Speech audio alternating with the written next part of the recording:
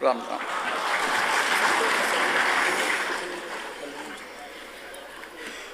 आदरणीय चौधरी रणजीत चौटाला जी, चौधरी उदयवान जी, कैप्टन अभिमन्यु साहब, डॉक्टर हरि सिंह जी जो हमारे राजनीति के पितामह हैं, और जब हम कम उम्र में थे उस वक्त युवाओं के जो हीरो रहे ऐसे विजय पूनिया जी, प्रकाश चौधरी साहब, विक्रम सिंह रंधावा जो जम्मू से आए हैं, और इनको मैं काफ़ी हड़काता रहता था क्योंकि इन लोगों ने जाटों के आरक्षण की अर्जी भी नहीं दे रखी थी। मैंने यशपाल भाई बैठे, इन्होंने बहुत बड़ी लड़ाई लड़ी, इनसे भी मैंने शिकायत की कि मैंने जब चेयरमैन को बुलाया तो उसने कहा साहब इन्होंने तो अर्जी भी नहीं दे रखी। वो दिलवा के इनसे मेहनत करा के अब वहाँ जम्मू कश्मीर में जाटों का आरक्षण लगभग हो गया, कैबिनेट में जाना बाकी है।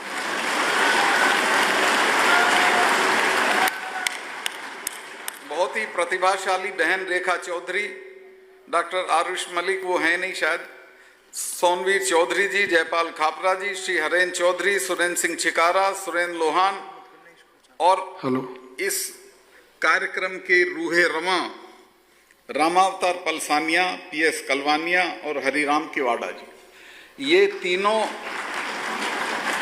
बिना साधनों के, बिना किसी सपोर्ट के इन्होंने जो ये काम किया है ये हम किसी नेता से नहीं हुआ था आज तक। हमारे लोग प्रधानमंत्री, उप प्रधानमंत्री, मुख्यमंत्री, गवर्नर सब रह लिए थे, लेकिन समाज को एक जगह इस तरह से, और अलग अलग रंग के समाज, विदेश के, देश के, उनको एक जगह बैठाने का काम इन तीनों ने किया है। मैं इनका अभिवादन करता हूं। और इसके अलावा यहाँ जो मुझे बताया गया, बहुत जगह से लोग आए, विदेश से भी आए हैं, देश के तो आप सब चुनिंदा लोग हो, मैं आप सभी का अभिनंदन करता हूं, प्रणाम करता हूं। अब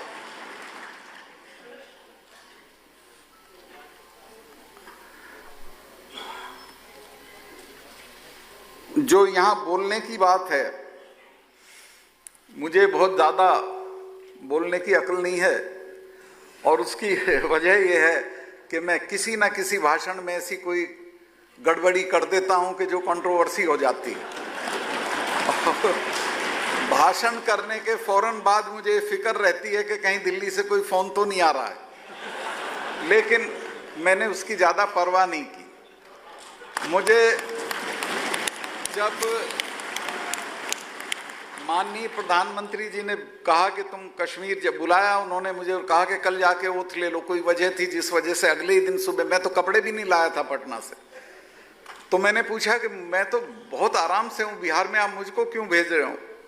कहने तुम्हें पता नहीं है, किसी को भी भेजूंगा अपने सिस्टम के आदमी को तो हुर्रियत बगावत कर देगी। तुम चरण सिंह जी के साथ रहे हो, तुम वीपी सिंह के साथ रहे हो, तुम अलीगढ़ से एमपी रहे हो, तो तुम्हारी स्वीकार्यता है, तुम नमस्ते भी कर सकते हो और तुम आदावड़ जी भी कर सकते हो, इसलिए मैं तुम्हें भेज रहा हूं। फिर मैंने उनसे पूछा कि मैंडेट क्या है, क्या क्या करना है, तो उन्होंने कहा कि कोई राजनीति नहीं करनी, दो काम करने हैं, एक तो ये करना है कि आउटरीच करना है, लोगों के बीच में जाना है, और डेवलपमेंट करना है। आउटरीच मैंने जिस हिसाब से किया, आज मैं सेफली कह सकता हूं कि जब 377 हटाने की बात आई और मैंने अपने चीफ सेक्रेटरी को बताया शाम को कि कल 370 हटना है, तो उसने कहा कि साहब 1000 आदमी मारना पड़ेगा। मैं कहा क्यों? ने कहा कि यहाँ तो फारूक अब्दुल्ला के इलेक्शन के दिन 10 आदमी मरते हैं, यहाँ तो बुरहान वानी के मरने पे 120 आदमी मरते हैं, लोग चढ़ जाएंगे राजभवन में, और मैं तो अपना सामान लेके यहीं आ रहा हूं। मैंने कहा कोई घबराने की जरूरत नहीं, मैंने 5 महीने यही किया है कि इन लोगों की भावनाओं को समझ के इनको ये समझाने की कोशिश की है कि 250 लड़के लेके दुनिया की 2 नंबर की फौज से लड़के तुम कुछ नहीं ले सकते हो। जो मिलना है वो बातचीत से मिलना है। लिहाजा इनमें एक सेंस ऑफ फैटीग मैंने पैदा कर दी है कि लड़ना निरर्थक है, और मैं श्योर हूं एक भी आदमी सड़क पे नहीं आएगा। और आप आश्चर्य करेंगे, 3-3 बार के चीफ मिनिस्टर जेल चले गए, कोई उनके छुड़ाने के लिए नारा लगाने नहीं आया। फिर वो डरे हुए थे कि मुझे बोले कि आपकी सिक्योरिटी से कश्मीर पुलिस को हटा के सीआरपी बीएसएफ कर दें। मैंने कहा अगर कश्मीर पुलिस मुझे मारेगी तो मेरे लिए सौभाग्य की बात होगी, मेरी कोई कश्मीर पुलिस मत हटाओ। चूंकि मैंने जाते ही उनकी शहादत का जो उनको रुपया मिलता था वो दुगना कर दिया था, उनका हार्डशिप अलाउंस बढ़ा दिया था, और उनका एक शहीद हुआ था इंस्पेक्टर, उसके घर पे देश के होम मिनिस्टर को लेके गया था और उनके हाथ से उसके भाई को तत्काल नौकरी दिलवाई थी। तो मैंने कहा मैंने इनमें काम कर रखा है और मुझे मैं निश्चिंत हूं कि ये देश के साथ रहेंगे। और आपको ये जान के आश्चर्य होगा, ईद का महीना था, 370 हट चुकी थी, बहुत घबराहट थी क्या होगा। एक भी कश्मीर पुलिस के सिपाही ने ईद के लिए छुट्टी नहीं मांगी, सब लाइन में रहे और वहीं पे ईद मनाई। और मैं इसके लिए उनकी तारीफ करता हूं, अपनी नहीं उनकी करता हूं कि उन्होंने देश के साथ खड़े रहने का जज्बा दिखाया। और आज भी कश्मीर में एक सेंस ऑफ, जिसको कहते हैं ना, एक जहां भी दुनिया में ये बगावतें हुई हैं या इंसर्जेंसी हुई है, वहां एक सेंस ऑफ फैटीग आती है, थक जाते हैं लोग, यार छोड़ो कुछ नहीं होना है। उस तरह की चीज पैदा हो गई है और उसका अब हमको इस्तेमाल करना चाहिए। और अगर उसका इस्तेमाल करके हमने डेवलपमेंट किया कश्मीर का, यहाँ बहुत मंत्री रोज बयान दे देते हैं कि हम पीओके लेंगे, उनको ये पता नहीं है कि पीओके लेने के क्या क्या नतीजे हैं। पीओके में चीन का भी इंटरेस्ट है, उसकी सड़क है, पीओके लड़ाई से नहीं लिया जाएगा। मेरे पास मैंने बोला प्रेस में और कहा, और आज भी कह रहा हूं कि पीओके लेने का एक ही तरीका है कि कश्मीर की इतनी तरक्की करो कि पीओके के लोग ये कहने लगे हम इनके साथ जाएंगे। और ये नामुमकिन काम नहीं है, मैंने इसको करके देखा। मैंने आउटरीच के नाम पे अपने सारे जो एडवाइजर्स थे उनको कह दिया कि हफ्ते में एक दिन सिर्फ शिकायतें सुनोगे। सब डीएम्स को कह दिया हफ्ते में एक दिन सिर्फ शिकायतें सुनोगे। सारे आईएएस लोगों को कहा कि 3 दिन गांव में जाओ, वहीं रहो। और एक मीटिंग तो ऐसी होती है जिसका फोटो है मेरे पास, जिसमें बुरहान वानी का बाप अध्यक्षता कर रहा है और वो जो दूसरा था एक बहुत मशहूर जो अभी मरा था, उसका बाप भी वहां मौजूद है। और उन्होंने कहा कि ये अफसर हमें मिलते नहीं थे श्रीनगर में, इनको हमारे घर पे भेज दिया, इससे अच्छी क्या बात है। लोगों ने ढोल बजा बजा के उनका, और मैं कोई गलत बात कह रहा हूं तो ये रंधावा जी बैठे हैं यहाँ, ये खड़े होकर मना कर सकते हैं कि ये गलत कहा है। तो वहां ऐसा माहौल बना, मेरे करने से नहीं बना, करता तो ऊपर वाला है।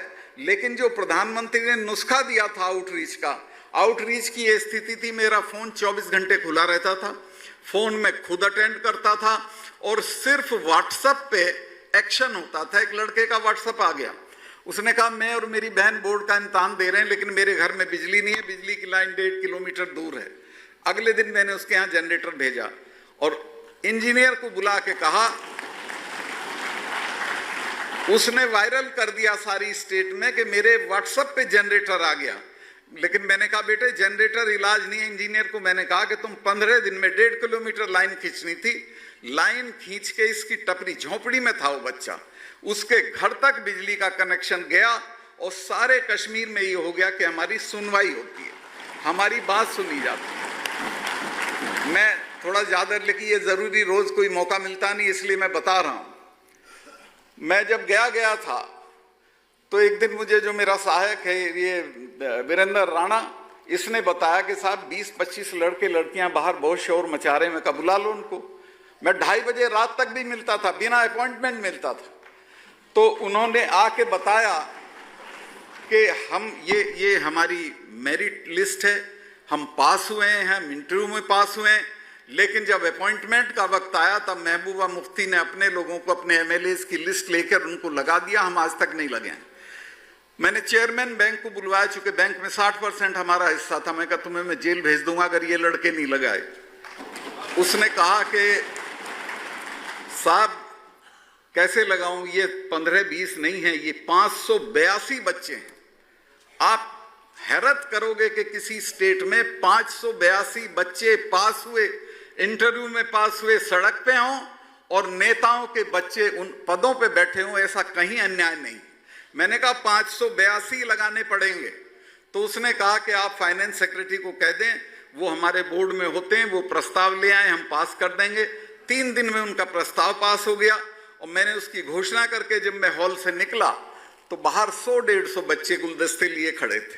मैं भूलता नहीं, एक छोटी सी बच्ची थी, वो मुझे गुलदस्ता देते हुए रोने लगी। मैं, क्या हो गया तुम्हारी तो ईद हो गई, आज रो क्यों रही हो? कि नहीं, मैं इसलिए रो रही हूं कि आज मुझे लगा कि अल्लाह है और अल्लाह ने आपको हमारे लिए भेजा। और आगे जो उसने कहा वो बहुत पेनफुल चीज थी। उसने कहा मेरी तो सगाई टूट रही थी अगर ये नौकरी नहीं होती। तो मेरा उससे मैंने उससे वादा ले लिया था कि जब शादी होगी मुझे जरूर बुलाना, मैं आऊंगा। और मैं अभी भी बुलाएगी। छोटी सी बच्ची थी वो। खैर एनीवे, उस बैंक की मैंने जांच बिठा दी। वो जेल जाने वाले हैं सब अफसर। 3-4 घपलों की जांच बिठा के आया हूं, जिनमें एक मिनिस्टर का लड़का जेल चला गया, एक मिनिस्टर के खिलाफ चार्जशीट हो गई है। और एक बात आपको बता दूं, चूंकि मैं 1.5 कमरे के मकान में रहता था जब गवर्नर हुआ। लोग जब मुझे मिलने आते थे तो सोचते थे क्या चीज है यार, ये यहाँ पर 1.5 कमरे के मकान में पड़ा है। उन्हें मैं कहना चाहता हूं, रुपए पैसे से कोई हैसियत नहीं होती।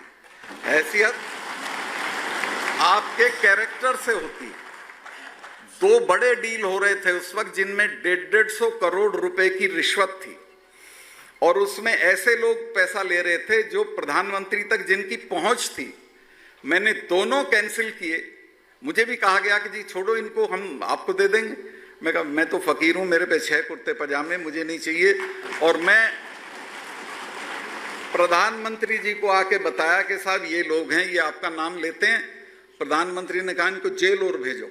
जांच भी बिठाई उस पर मैंने। और उन्होंने कहा कि करप्शन पे कोई कॉम्प्रोमाइज मत करो। तो 3-4 करप्शन के मामलों में जांच बिठा के आया हूं। मुझे पूरी उम्मीद है कि 3-4 मिनिस्टर, उनके सहायक, बैंक के चेयरमैन, ये सब लोग जेल जाने वाले हैं।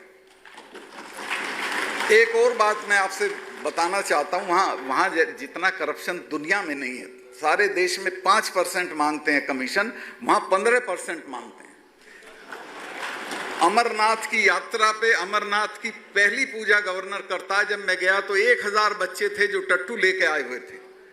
स्वामी जी एक के बदन पे भी स्वेटर नहीं था।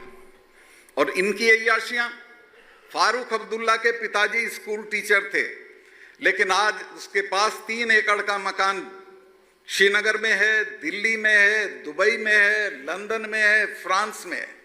और कश्मीर का कोई बिजनेस हो, कालीन से लेके होटल तक, सब में उसकी हिस्सेदारी है। यहां से इतना रुपया कश्मीर में गया है जिसको सब नेताओं ने खाया है, जनता के पास वो रुपया पहुंचा ही नहीं है। अब प्रधानमंत्री जी ने एक बहादुरी का काम किया, लाल किले से घोषणा कर दी कि मैं सरपंचों के चुनाव कराऊंगा। रुपया सरपंचों के खाते में सीधे पहुंचेगा। अब उन्होंने तो कह दिया चुनाव तो मुझे कराने थे। अब वहां जब मैंने देखा कि कैसे होंगे, हुर्रियत ने कहा हम बायकाट करेंगे, फारूक ने कहा हम बायकाट करेंगे, महबूबा ने कहा हम बायकाट करेंगे। मैं दोनों के घर प्रोटोकॉल तोड़ के खुशामद करने गया कि नहीं, ये चुनाव हमारे लिए नहीं है, तुम्हारे लोगों के लिए, उन्हीं को डेवलपमेंट होना पैसा। लेकिन पाकिस्तान का प्रेशर था, नहीं मानने। और टेररिस्ट ने कहा कि हम जो भी सरपंची का पर्चा दाखिल करके निकलेगा उसी को गोली मार देंगे। ईश्वर ने ऐसी इज्जत रखी और हमारी सिक्योरिटी फोर्सेस का इतना बढ़िया अलाइनमेंट था कि 4000 लोग चुने गए, एक चिड़िया की कैजुअलिटी नहीं हुई, सारे लोग उसमें चुने गए। फिर लोकसभा का चुनाव हुआ जिसमें फारूक अब्दुल्लाई के चुनाव में श्रीनगर में 9 लोग मर गए थे, एक आदमी की कैजुअलिटी नहीं हुई। भगवान ने सब अच्छे से उतारा और हमारे प्रधानमंत्री का यश बढ़ा। वो जो सलाउद्दीन है कश्मीर का, जो पार रहता है पाकिस्तान में, उसने कहा कश्मीर के टेररिस्ट से कि भाई मेरी नाक कटवा दी, मेरी कोई सलाम नहीं ले रहा है पाकिस्तान में, तुमने इतना बड़ा चुनाव हो गया और कोई आदमी नहीं मारा है। तो खैर वो तो जो हुआ सो हुआ। अब मैं कुल मिला के कहना चाहता हूं कि 377 हट सकता है, ये मैं भी नहीं सोचता था, और मैं भी ये सोचता था कि पता नहीं कितना बड़ा उपद्रव होगा, लेकिन ईश्वर की कृपा से आज वो इतिहास हो गया, हट गया। हमारे प्रधानमंत्री का, हमारे देश का यश बढ़ गया। हमारे होम मिनिस्टर ने, जिस राज्यसभा में हमारी मेजॉरिटी भी नहीं थी, उसमें भी उसको 2/3 से पास करा दिया, और आज वहाँ सब कुछ अमनो अमान है, लोग खुश हैं। मैं इस बात को यहीं ख़त्म करके आपके पास आना चाहता हूँ। ये जो आज का कार्यक्रम है, जाट एक ऐसी जाति है, मैंने दुबई में देखा कि 50 डिग्री पे भी वहाँ ट्रक चलाता हुआ या तो कोई पठान मिलेगा, या सरदार मिलेगा, या कोई राजस्थान का आदमी मिलेगा। दुनिया की कठिन से कठिन परिस्थिति में ये लोग रहना और जीना जानते हैं। पूरी दुनिया में मैं नहीं जानता कहीं 3-3 साल तक अकाल पड़ता हो। यहाँ तो साधारण बात थी, राजस्थान में खास तौर से शेखावाटी में भी, परली तरफ भी, जोधपुर सेक्टर में भी 3-3, 4-4 साल तक अकाल होता था, और लड़ते झगड़ते जिंदा रहते थे। रजवाड़ों का इतना अत्याचार था कि मैं अभी सवेरे एक किताब पढ़ रहा था, चौधरी रामदान जी के बारे में थी, वो एक लक्ष्मण गोदारा करके होता है, उसकी सारी फसल लूटने आ गए वहाँ के सामंत पुलिस को लेके, और कलेक्टर खुद आया उसका सामान उठाने के लिए, और उस कलेक्टर ने जब उसको धक्का दे दिया लक्ष्मण गोदारा को, तो लक्ष्मण गोदारा की पत्नी ने मूसल उठा के कलेक्टर के मार दिया, दरोगा का हाथ तोड़ दिया। उनपे 307 के मुकदमे हो गए, और इतना गरीब आदमी था कि रात को खाना बांध के, उसकी वाइफ पीछे बच्चे को बांध के पैदल जोधपुर जाते थे। लेकिन ईश्वर की कृपा से उसमें बलदेव जी, मिर्धा नाथुराम जी, गंगाराम जी खुद वकील थे, इन्होंने मदद की और वो छूट गए। तो ऐसे अनेकों किस्से हैं जहां जाती हुई इन्होंने संघर्ष किए। अभी मैं गया था बेंगलोर, वहां शेखावाटी के और जोधपुर मारवाड़ के बहुत चौधरी लोग गए हुए हैं। अपना घर कोई ऐसे ही नहीं छोड़ता है, कठिनाई में होंगे तो गए होंगे, लेकिन उन्होंने वहां जाके अपने भाग्य का निर्माण किया, और आज उन्होंने तेजा जी के नाम पे बड़ा भव्य मंदिर बनाया है। मैं उनके कार्यक्रम में गया था। और एक और अच्छी सूचना आपको देना चाहता हूं कि सारे उसी लिबास में थे जिसमें मरुधरा के लोग रहते हैं, और खास तौर से औरतें, सब वही लाल रंग के कपड़े, वही बोरला, वही अपना पहनावा, किसी ने नहीं छोड़ा। ऐसे के ऐसे हैं, मैंने उन्हें बड़ी बधाई दी। हमारे जो फौज के लोग हैं, खास तौर से शेखावाटी में, तो गांव-गांव में, हरि सिंह जी जानते हैं कि हर गांव के बाहर एक शहीद की प्रतिमा होती है, हर गांव में अंदर एक वीरांगना बच्चे को पाल रही होती है। तो मैं बहुत लोगों को कहता हूं कि क्यों धक्के खाते हो हरिद्वार में, तीर्थ तो ये हैं शेखावाटी के वो गांव जहां हर गांव से कोई ना कोई शहीद है। बच्चा शहीद होता है, जिस दिन उसका दाह संस्कार होता है उस दिन वो टीवी वाला पहुंच जाता है, उसके बाप के मुंह के ही अड़ा देता है। आपको कैसा लग रहा है? लेकिन उस बाप को मैं शानदार मानता हूं, वो जवाब में कहता है छोटे को भी भेजूंगा। ये हमारा कैरेक्टर है।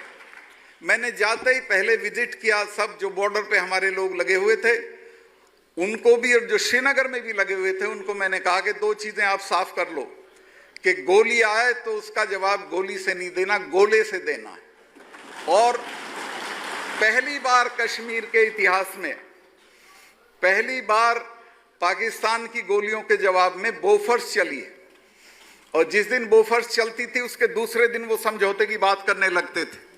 दूसरे मैंने ये कहा कि ये जो पत्थरबाज हैं उनकी मैं तरकीब जानता था, उनको कैसे ठीक करना है। श्रीनगर में 250 लोग थे जो इन पत्थरबाजों को पैसे देते थे, पनाह देते थे।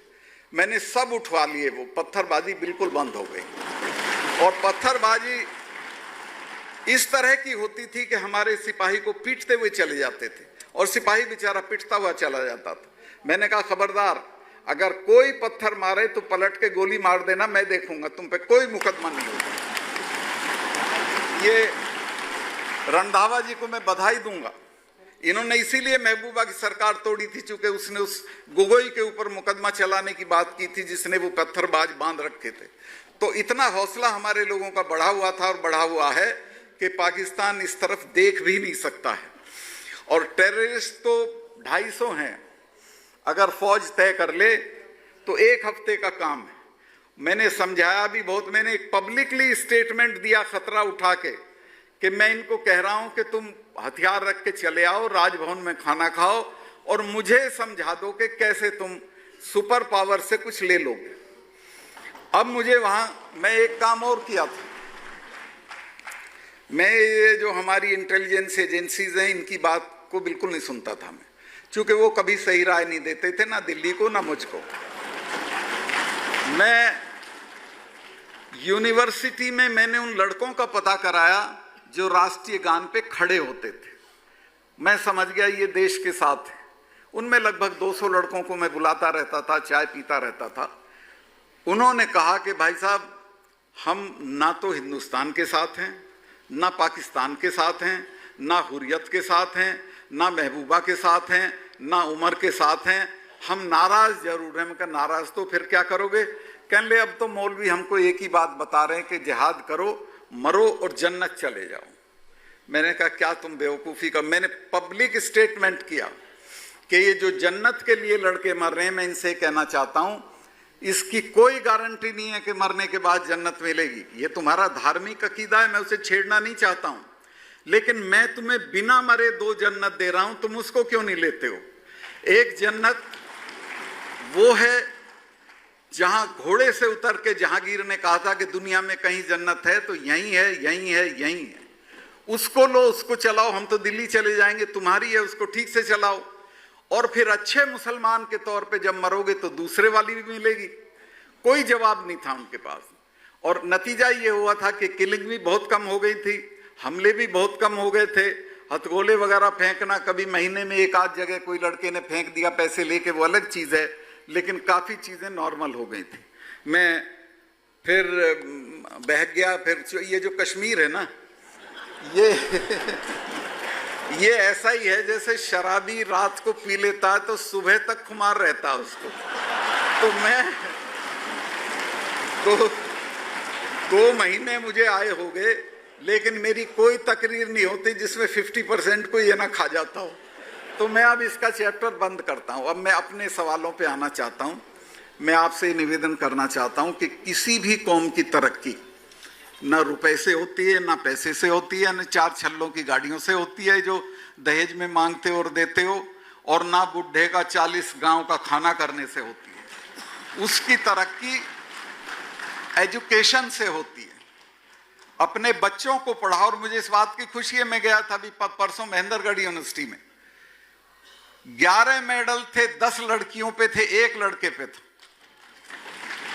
गोवा यूनिवर्सिटी में गए थे उपराष्ट्रपति जी, वहां 22 मेडल थे, 2 लड़कों पे थे गोल्ड मेडल, 20 लड़कियों पे थे। मुझे इस बात की खुशी है कि हमारी बच्चियां, जिनको हम पैदा भी नहीं होने देना चाहते थे, उनको जब मौका मिल जाता है तो वो बहुत आगे जाती है। तो एक तो इनको मरवाओ मत, पैदा होने दो, और फिर इनको तालीम दो। चूंकि एक पुरुष की तालीम एक पुरुष की तालीम है और एक लड़की की तालीम एक परिवार की तालीम है, और ये आगे बढ़ेंगे। लड़कों से मैं निवेदन करना चाहता हूं, तो मुझे कहीं दिख नहीं रहे, कॉलेज में जब भी जाता हूं, यूनिवर्सिटी में कहता हूं भाई संभल जाओ।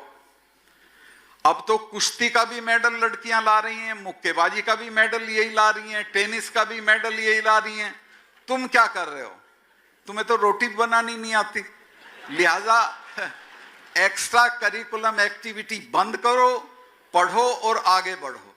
ये दुनिया इतनी तेजी से, रणजीत सिंह ने ठीक कहा कि जितनी तरक्की पिछले 50 साल में हुई उतने पिछली 5 साल में होगी। दुनिया बहुत तेजी से बढ़ रही है, लेकिन बढ़ेंगे वो जिनके पास एजुकेशन होगी। एजुकेशन का जो एम्पावरमेंट है वो किसी चीज का नहीं है। एक मिसाल देके अपनी बात को नजदीक करूंगा। अमेरिका की एक वो थी, अमेरिका की विदेश मंत्री थी कोंडालीजा राइस, दुबली पतली अफ्रीकन मूल की, देखने में साधारण से भी कम, लेकिन अमेरिका की फॉरेन मिनिस्टर बनी अपनी तालीम के बल पे, अपनी पढ़ाई और अपनी काबिलियत के बल पे। चूंकि अमेरिका में कोई बिरादरी की वजह से नहीं बनता है या कोई सिफारिश से नहीं बनता है, तो वो बहुत काबिल थी। तो ये जो गद्दाफी था लीबिया का तानाशाह,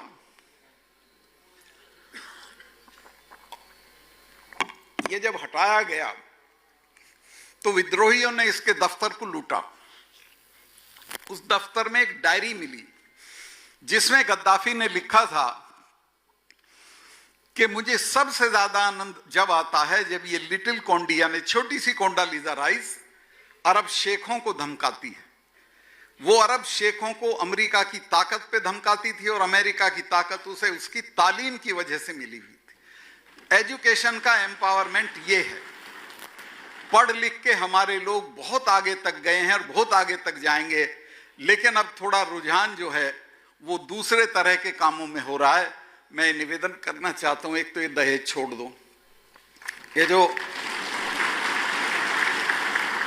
4 छल्ले की गाड़ी मांगते हो, ये बड़ी बेशर्मी की चीज है। बुढ़ा कोई अमर नहीं हो जाएगा, सूरजमल नहीं बन जाएगा 40 गांव के लोगों को खाना देकर, इसको छोड़ दो।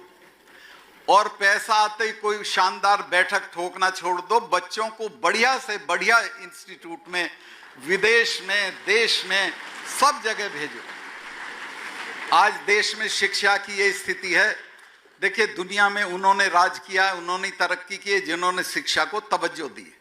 मैं इंग्लैंड की मिसाल सब जगह देता हूं। जब वर्ल्ड वार सेकंड चल रहा था, ब्रिटेन का बजट पेश हो रहा था, प्रधानमंत्री ने सब मदों में कटौती की, लेकिन शिक्षा की मद में एक पैसा कम नहीं किया।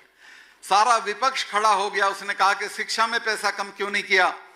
प्रधानमंत्री ने कहा कि टूटे हुए पुल दोबारा बन जाएंगे, मकान दोबारा तामीर हो जाएंगे, कारखाने फिर खड़े कर लेंगे, लेकिन अगर एक पीढ़ी खराब हो गई तो वो दोबारा वापस नहीं आएगी, लिहाजा एक पैसा कम नहीं करूंगा। तो जिन कौमों ने शिक्षा के बारे में ये दृष्टि रखी है वही कौमें आगे बढ़ी। तो हमारे, तो मैं देखता हूं, स्वामी जी जानते होंगे, हमारे इलाकों में तो सारी संस्थाएं, उदयभान जी को पता है, जिनमें हम पढ़े, हमारे पिताजी पढ़े, वो सारे हमारे बुजुर्गों ने 2-2 पैसे इकट्ठा करके बनाए थे। सरकार तो कुछ उस वक्त करती नहीं थी। तो अब फिर कह रहा हूं कि कुछ पैसा अपने जो शौक हैं इसका पैसा निकाल के अपनी शिक्षण संस्थाओं में लगाओ। और देश का ये बड़ा दुर्भाग्य है कि आज इतने बड़े देश के पास 10 या 12 नोबेल प्राइज हैं, जिनमें से 5-6 उनके हैं जो विदेश चले गए थे। एक मदर टेरेसा का है, हमारे तो 5 या 6 नोबेल प्राइज हैं। अमेरिका की हर यूनिवर्सिटी को 100 से ज्यादा नोबेल प्राइज है। ब्रिटेन की यूनिवर्सिटी को 80, 90, 100, 110 नोबेल प्राइज हैं। चूंकि वहां एजुकेशन की क्वालिटी बहुत अच्छी है, एजुकेशन के ऊपर खर्चा होता है और एजुकेशन को लोग तवज्जो देते हैं। रूस जो वहां के बड़े धनी लोग हैं, माइक्रोसॉफ्ट का मालिक अपनी 90% से ज्यादा आमदनी की अपनी चैरिटी करता है। वहां के जो म्यूजिशियन हैं, लॉर्ड गिल्डोफ और लेवी, वो दोनों न सिर्फ अपनी पैसे की चैरिटी करते हैं बल्कि हेड ऑफ द स्टेट से जा के पैसा मांगते हैं और शिक्षा पे खर्चा करते हैं। और हमारे यहाँ का जो सबसे बड़ा सेठ है वो तो अपनी लड़की की सगाई में 300 करोड़ रुपया चेक से और 1000 करोड़ बिना चेक के खर्चा करता है एक दिन का लड़की की सगाई का। और जब उससे पूछा जाता है तो कहता मैं तो चैरिटी वैरिटी करता नहीं हूं। 14 तल्ले का मकान है उसका बंबई में। एक तल्ले पे उसके कुत्ते रहते हैं, एक पे उसके नौकर रहते हैं, एक पे उसकी गाड़ियां रहती हैं। अब इतना बड़ा अपराध, और मैं ये कहता हूं कि इनको कभी सम्मान की निगाह से मत देखना, ये सड़े हुए आलू की बोरी हैं।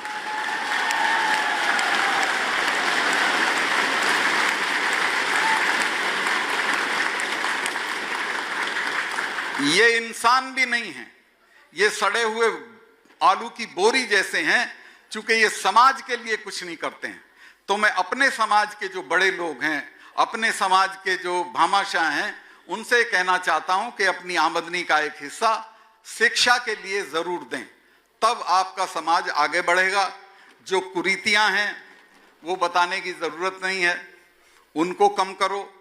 बहुत तेजी से बढ़ रही हैं बहुत सारी बहुत तरह की चीजें, उनको कम करके आगे बढ़ो। और कौमें वही तरक्की करती हैं, आखिर में कहना चाहता हूं, जो अपने पुरखों को याद रखती हैं। हमारा जो इतिहास है, ये जाट जो ये तीनों चारों दोस्त हैं मेरे, इन्होंने बहुत बड़ा काम किया है, बहुत अच्छी फिल्म बना रखी थी।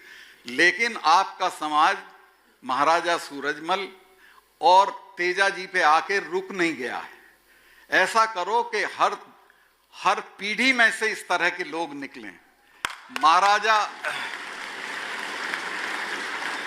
और थोड़ी तवज्जो रणजीत सिंह जी पे भी दो, ज्ञान बताओ लोगों से। मैंने रणजीत सिंह जी पे जितनी किताबें उपलब्ध हैं सब पढ़ी।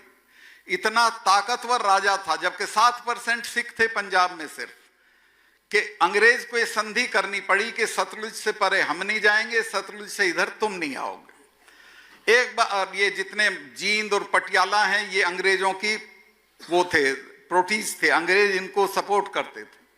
तो एक बार पटियाला की रानी का अपने हस्बैंड से झगड़ा हो गया। रणजीत सिंह की रिश्तेदार थी, उसने चिट्ठी लिख दी कि आके हमारा फैसला करा दो।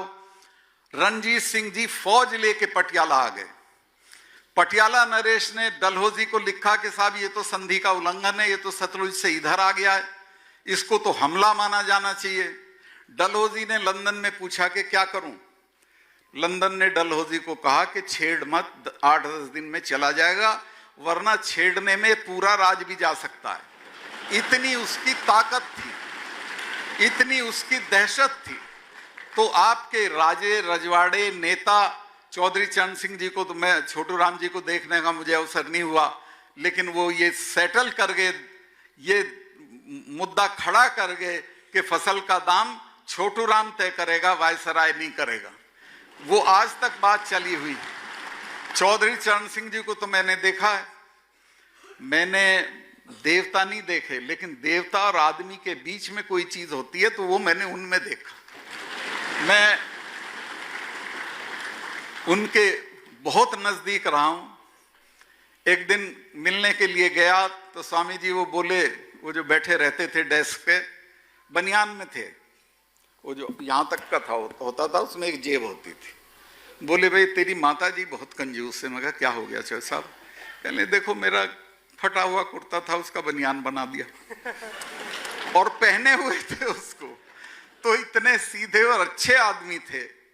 लेकिन एक बात उन्होंने हमें सिखाई, जिसको मैं आज तक मानता हूं, कि अपने वर्ग के सवालों पे कभी समझौता मत करो, उस पे बराबर लड़ते रहो। वो जवाहरलाल जी से शुरू किया उन्होंने, और मुरारजी तक अपने वर्गों के लिए लड़ते रहे। नुकसान भी उठाया, फायदा भी मिला, लेकिन वो ऐसा काम करके चले गए कि उनसे बहुत चीजें सीखने की। उन्हीं ने कहा कि दिल्ली का रास्ता खेत से होके जाता है। अब तो हम इन चीजों को देखते भी नहीं है, पढ़ते भी नहीं है, सोचते भी नहीं है। तो ये जो हमारे नेता हैं, कुंभाराम जी थे, नाथूराम जी थे, गंगाराम जी थे, नई पीढ़ी को ध्यान भी नहीं है। अरे तुम्हारे पुरखों को तो खेत नाम नहीं थे, तुम्हारे तो सामंत सामान उठा के ले जाते थे, तुम्हारे ऊंट खोल के ले जाते थे। इन्होंने तीनों ने, आप एक हैरत करोगे, दिल्ली में सरकार बन रही थी, मैं नाम नहीं लूंगा, एक कैंडिडेट को कहा गया कि तुम स्पीकर हो जाओ। उसने कहा मैं तो स्पीकर नहीं बनूंगा, क्योंकि स्पीकर में तो माल नहीं है, मुझे तो मंत्री बनना है। लेकिन इन तीनों ने अपनी मर्जी से रेवेन्यू का डिपार्टमेंट लिया, और रेवेन्यू का डिपार्टमेंट लेके तहसीलदारों को कह दिया कि खेत पे चले जाओ, जो खेत पे हल लिए खड़ा उसके नाम जमीन लिख दो।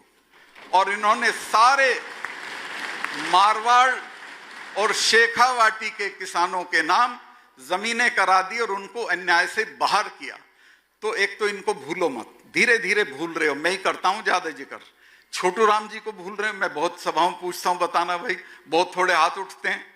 अरे ऐसा शानदार आदमी कि जिसने जिन्ना को कह दिया हो कि 24 घंटे में लाहौर छोड़ दो, नहीं जेल भेज दूंगा, और तुम्हें वो भी याद नहीं। तो इनके बारे में पढ़ो, सीखो, और इनसे ये सबक लो कि ये है हमारी एक, जब तक हम ये नहीं समझेंगे कि हमारी लड़ाई क्या, हमारे समाज की लड़ाई क्या है। एक तो धरती भी खिलाफ है आपके, बाकी कौमें तो हैं ही हैं। जहां चले जाओगे 10 आदमी तुम्हारे खिलाफ साजिश करते हुए मिलेंगे, लेकिन जब अपनी एकता में रहोगे तो कोई कुछ नहीं। हम यही हम में है कि हम अपनी एकता में नहीं रहते। ये हीर रांझा किसने लिखी है भाई साहब? हीर रांझा जो लिखी थी उसका मैं नाम भूल जाता हूं। वारिस शाह ने, वारिस शाह ने आपके, मैं आपकी सिर्फ खुशामद करने नहीं आ रहा, वारिस शाह ने आपके 17 अवगुण गिनाए। उन 17 अवगुण में एक तो यह है कि तुम कभी भी अपने भाई के साथ भी न्याय नहीं कर सकते। दूसरा यह है कि दूसरे की जूती में बैठोगे, अपने का अपमान करोगे, कभी इकट्ठा नहीं रह सकते।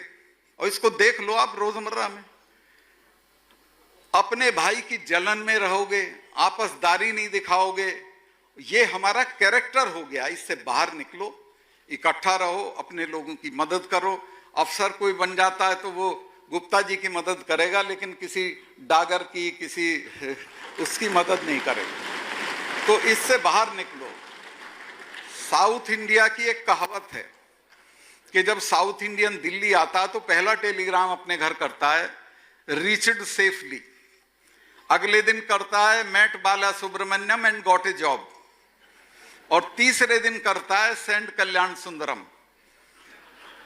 इस वजह से सारी दिल्ली की ब्यूरोक्रेसी में साउथ इंडियन भरा हुआ है। आप वाला नहीं करता इस काम को, वो कोई मदद नहीं करता अपने आदमी की।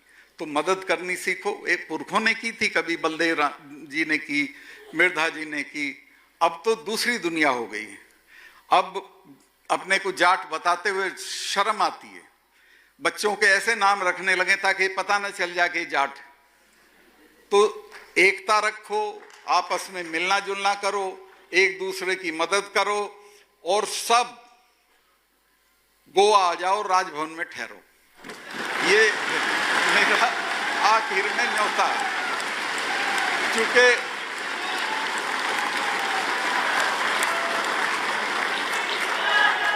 मुझे कुछ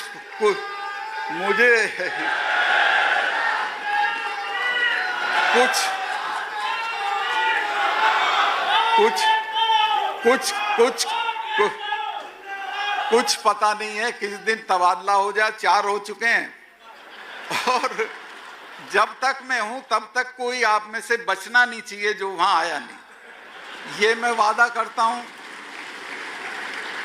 बता के आओगे तो उन कमरों में ठहराऊंगा जिनमें प्रधानमंत्री और राष्ट्रपति ठहरते हैं।